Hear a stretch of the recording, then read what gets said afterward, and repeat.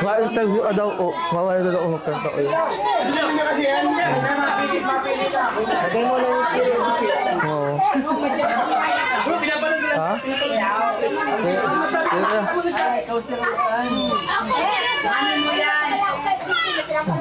Ano din yun eh? Ano din yung tanong? Tinatanong kayo tayo nito eh. Ano masabi mo? Nakita naman siya. Ate, bakit? Bakit?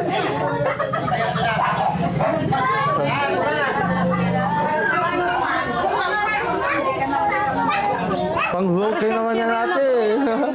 Nagkaano ate?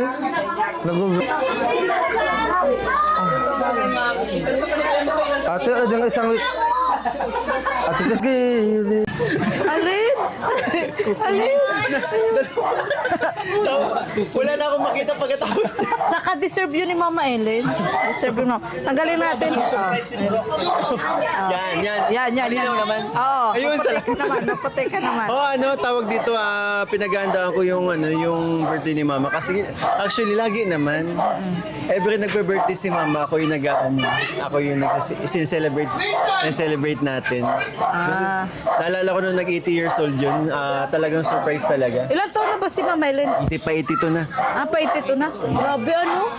Saka parang, di ba nga, nung nangyari sa kanya nung nakaraan, second life na to. Ano? Oo, kaya Ay, ngayon pa, sa mga hindi nakakaalam, okay na si Mama. Okay na. Hindi na rin nakakapaglakad na, hindi na siya gumagamit minsan ng walker. Pag may mga times na masakit na lang daw yung niya, pero halos hindi niya na ginagamit yung walker niya.